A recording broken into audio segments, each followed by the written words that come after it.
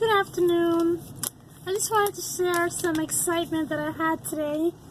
So I joined a Facebook group, seed swapping group, and I was able to obtain some seeds. Anyways, this is a kind of a mail call, I guess, video. So I got some. I'm not going to show the front because there's addresses on them. Anyway, one lady is in Texas, another one is in Florida, and I don't know where this person is because they didn't leave their return address.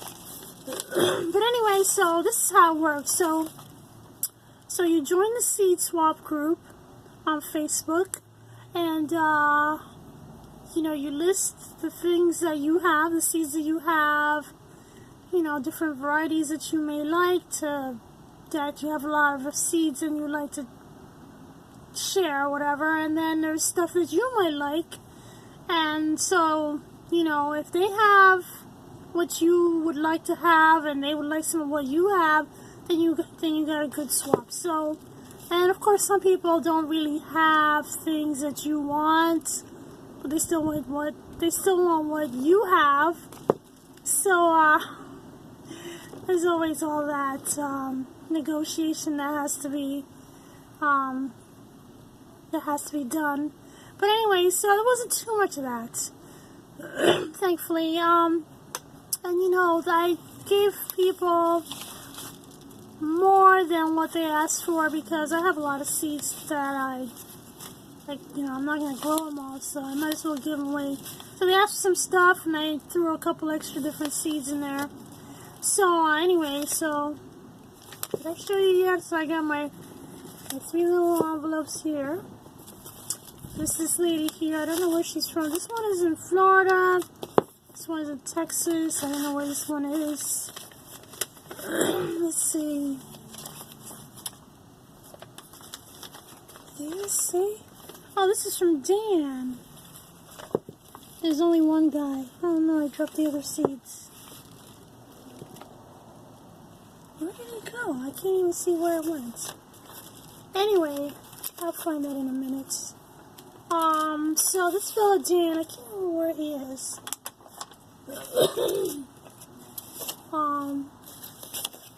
Is this it? That's not it. There we go. This fellow Dan is in Ohio. Okay, so let's see. So he sent me. He says, "Good luck, Dan." And this is a list of the seeds.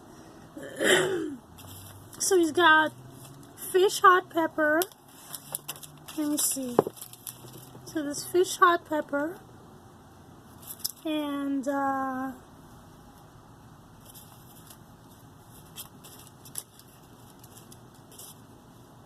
this is hillbilly tomato. That's probably the one that fell on the floor.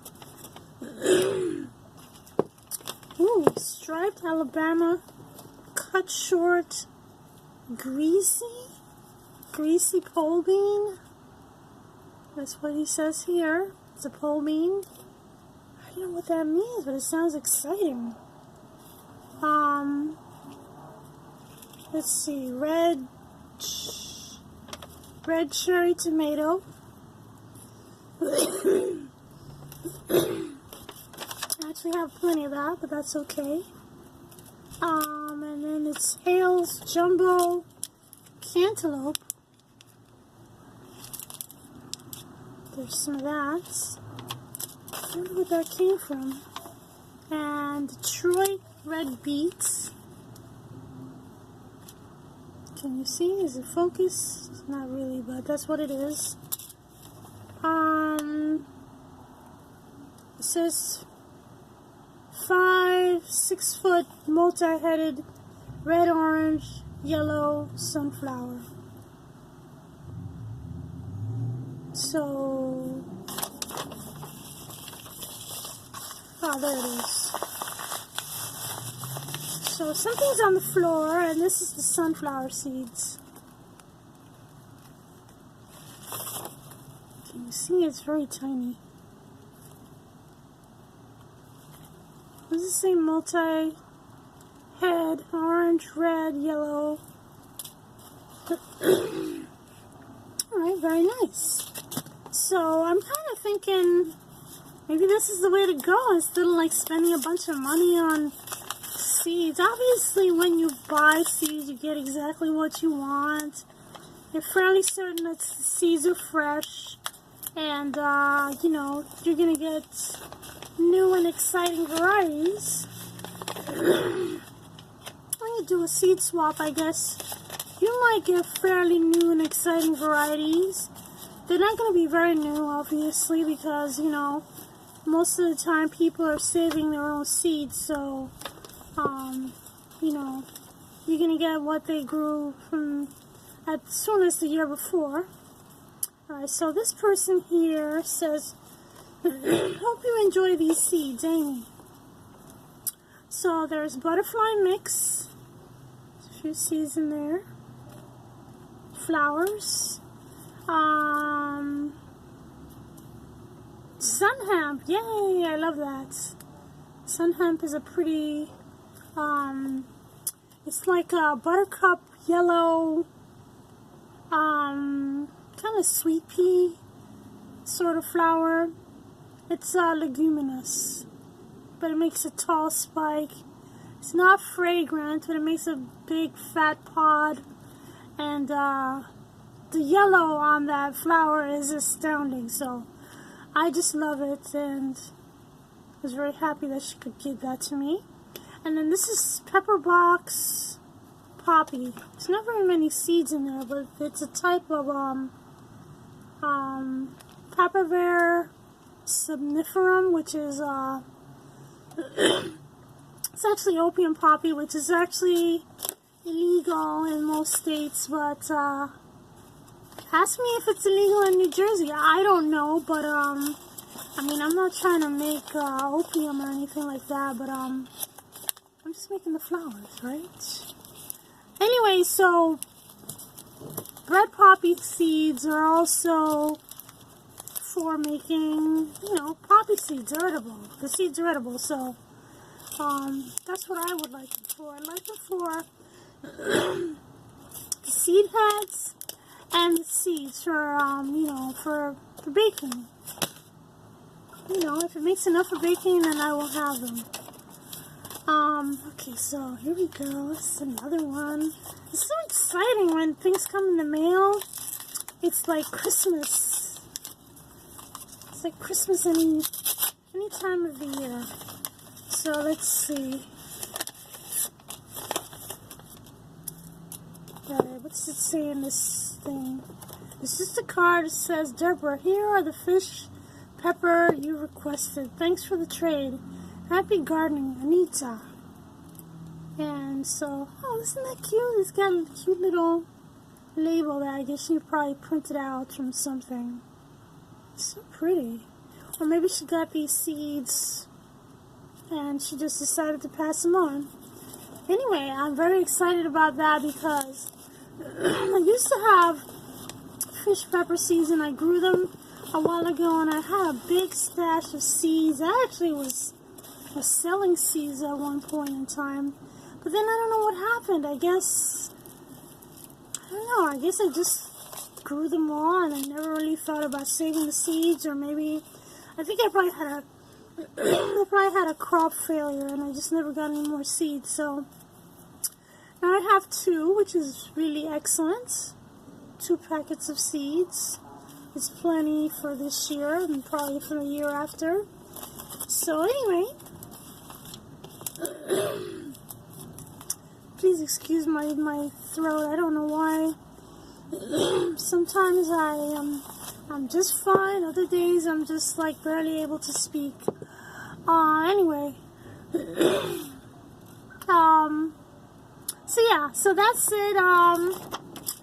I'm just really excited. I cannot wait. I can't wait for spring to come, man. I mean, it's just like, seems like it's like just dragging its feet, this weather. Anyway, whatever. My onions are in the house, growing a little too long. I gotta show you that. Maybe I'll do a video after I finish this. to show you. And so I'm still trying to figure out what I'm going to do with that because I don't even remember what I've done in the past. I think what I've done in the past is that I would wait for the seeds to just germinate and I would put them in the greenhouse. And then they would kind of do their thing in there and then I wouldn't have to worry about them getting too leggy. But this year, I got a little carried away with the amount of seeds that I bought and then I just planted all the seeds in the packet and then now there's too many seeds all over the place and they're getting too long and I let them in the house too long and now I don't think that they're going to be okay in the greenhouse if I just throw them out there like that because they might get like shocked. So I have to consider what I'm going to do next with them. So yeah, anybody out there have any tips on what I should maybe do with the onion seedlings? I was thinking about making like a little makeshift cold frame I should say. A cold frame, and just put them in there. I've done that in the past. So I think I might do that. Oh, and I wanted to let you know too, that was actually the biggest thing I wanted to let you know. My last chicken bit the dust.